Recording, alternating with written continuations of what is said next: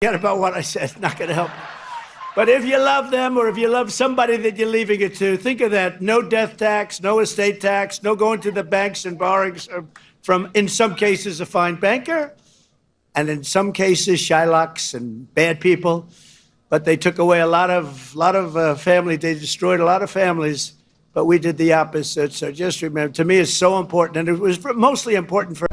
Every single day, Donald Trump puts his pudding brain on display, and every single day, the mainstream media refuses to cover his cognitive decline. But it's getting much more difficult for them to do so as Donald Trump is melting down so publicly.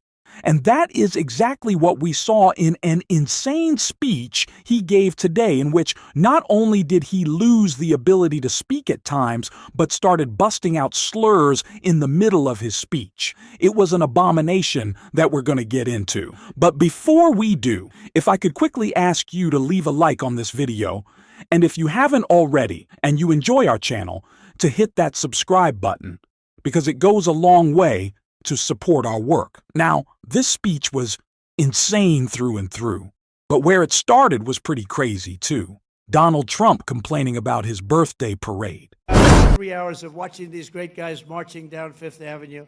It never rained. And then I thought to myself, global warming, they're telling us what's going to happen in 250 years to our planet, but they can't tell us it's going to rain 3 hours before the event. In 250 years from now, the planet's going to burn up or freeze up. And you know, remember when they said, they called it global warming, then global cooling. They had all different things. Now they just changed it to climate change, because climate change you can't miss. How's it doing? Climate change every time. If it's cold, if it's hot, if it's rainy, if it's sunny, if it's too crazy, we have climate change. But think of it. They're telling you what's going to happen in 100 years. The oceans are going to rise 1/4 of an inch and everyone's going to be wiped out. No, you're going to have more oceanfront property if that happens. It's okay. Not the worst. And think of it. It is no surprise that Donald Trump is still all caught up and angry and has got his little feelings hurt that no one showed up to his birthday party. It's actually the reason why Donald Trump just rammed his budget through Congress, because he wanted to throw himself a makeup party on the 4th of July to sign the worst piece of legislation in modern American history. That is the whole point of this. It's the only reason they were passing it so quickly. All of this is just a politics of petty personal grievance, and that continued as Donald Trump talked about renaming forts in a very, very stupid way. But we just celebrated the 250th anniversary of the Army at Fort Bragg. You know, they changed the name, and we changed it back to Fort Bragg.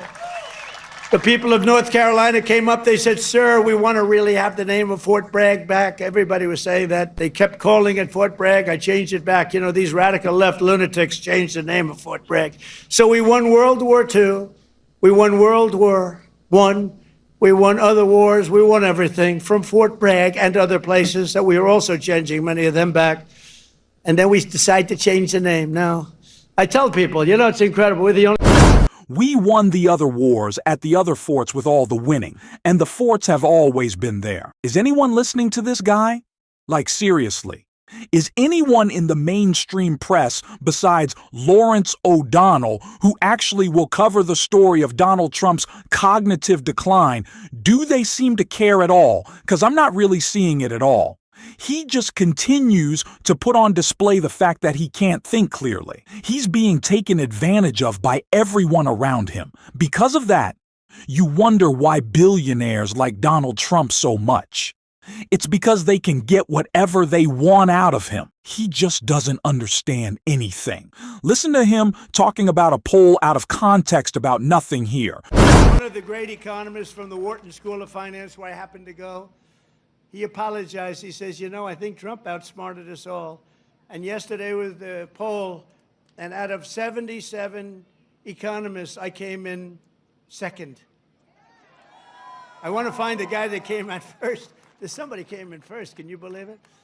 But we said what was going to happen, and it's happening. And I'll tell you what, we had the greatest economy in the history of my first term. This is going to blow it away. You watch. This is going to blow it away. So that was a little bit of the prelude that led up to the really shocking moments. Donald Trump saying that there was a poll of economists, and he came in second out of 77. 77 what? Second out of what? What does this even mean? It doesn't make any sense. But the inability to speak. And very importantly for Iowa, this bill rescues over 2 million family farms from the so-called estate tax or the death tax. In other words, before Trump, you were losing farms to the banks. Before Trump, you were losing the farms like nobody's ever seen before. You love your children.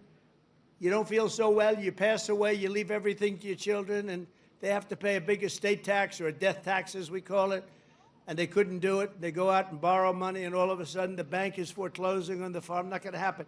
You have no more estate tax. You have no more death tax to pay. So in the first clip, Donald Trump says he's saved 2 billion farms. That's not right. That doesn't make any sense. And then Donald Trump refers to bankers that he doesn't like as shillocks. Again, is nobody paying attention? Is it just us? Is it just me and you observing how much he has lost it? I know he wasn't, super in tune throughout any point of his life, but he's come unhinged now more so than ever. And especially as he gets angry, he unloads, he exaggerates, he's out of control. Just take a look at the Joe Biden impression he started doing on stage. Remember Biden had always used to say, it's an existential threat. He loves the word existential. It's an existential threat. What is? I don't know, climate change. Remember that? Always, that's dangerous too, because they're going to take that sentence and they're going to say, he couldn't say existential. So you can't imitate people either. Remember, I love how Trump, I don't love it, but I'm just like, I have to laugh at how whenever Trump does something stupid and idiotic and ridiculous, he then decides that it's the media's fault for observing it. He does a ridiculous Joe Biden impression, and no one's going to take that clip out of context and say that's how Trump actually acted. But he does something stupid like that.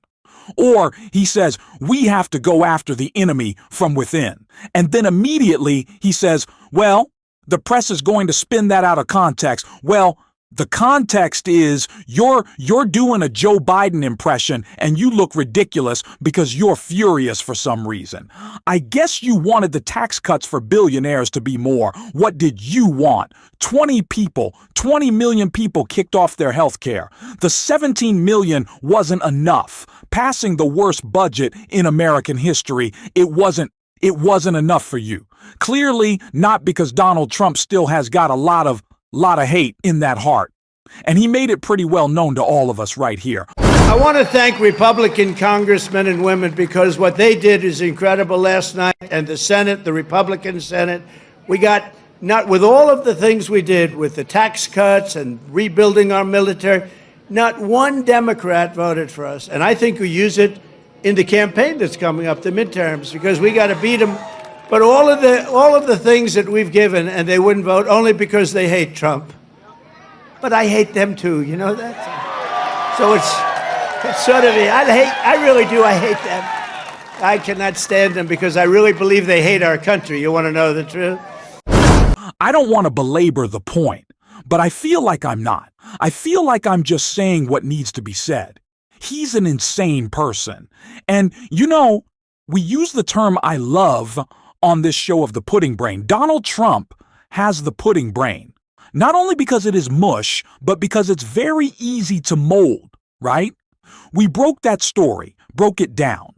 We were talking about how after Donald Trump saw the positive coverage by Fox of Israel strike on Iran, he not only wanted to take credit, but get involved. This is a man who has so lost it that the last person to talk to him is essentially the one making decisions.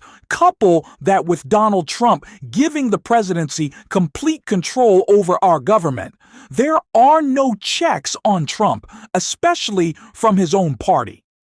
So you have a very powerful and easily influenced in the Oval Office with competing interests fighting over his ear to find new and more destructive ways to wreck the country to serve very small interest groups.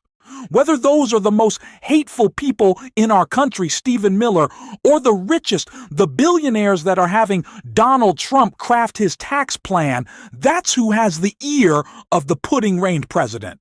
That's pretty scary, and I think the media should cover it, especially when he's attacking them like this. 4 or 5 years ago, I mean, we have a lot of people that they allowed into the country that are serious criminals. A lot of them are on their way out, however. Iran's nuclear enrichment has been obliterated. Remember when CNN said, it wasn't obliterated. It was maybe damaged or damaged badly, but obliterated is too strong a word. No, it was obliterated. That's now been proven. The Atomic Energy Commissions, everything that's been obliterated. And they were trying to demean me by saying that, but they were really demeaning those great pilots and people and mechanics that got those planes over there and were able to shoot from high up in the air going very, very fast with potentially a lot of things being shot at them and hit every single one, every single. They're trying to demean me, but to me they were demeaning them. And they got out of the plane and they said, what the hell? We hit every single target. They know better than anybody. But now that's been proven. It's CNN fake news and scammers that work for them. Scam writers that work for them. But we understand it and we fight it back. And a lot of people say, sir, don't criticize it because they're beneath you. No, they're not beneath me. Nobody's beneath. You got to put it. Otherwise, people don't understand. If you don't say something about it, you got to say it. These people did one of the greatest military hits and maneuvers in the history of our country, and I want them to be appreciated for it. And we reject government discrimination and so-called diversity, equity, and inclusion mandates. They're just about washed out the window, actually. They're just about over with. We're just about finished. In this country, we believe in hard work and we believe in merit. And by the way, we're allowed to have merit. We're now back to being a merit-based system. We had a decision in the United States Supreme Court. Our country is now a country based on merit. We oppose censorship, price controls, open borders, and sex changes for children. Again, not to belabor the point, but I feel like I should. He's lost his damn mind. And it is a failure of the press to not cover it, whether it be for the fact that they are afraid of their corporate overlords, which is why independent media is so important, because we're happy to talk about how Donald Trump is in cognitive decline, or they're just distracted with other issues. The New York Times today was reporting on how friend of the show Zoran Mdani ticked off both that he was a South Asian man and also an African American man when applying to college. Now, Zoran Mandani was born in Africa, so that is technically true. Not technically true. It is true. But that's what the New York Times was reporting on today. Zoran's college application as Donald Trump jammed through the worst budget we've ever seen as the man is in decline. The media has failed us. It is up to us now to focus and to call this out. We're going to be doing so on this show. We don't care about college applications. We care about cognitive decline. Thanks for watching this video. And if you stuck around to the end, drop a blue heart in the comments. And until next time, I'll see you soon.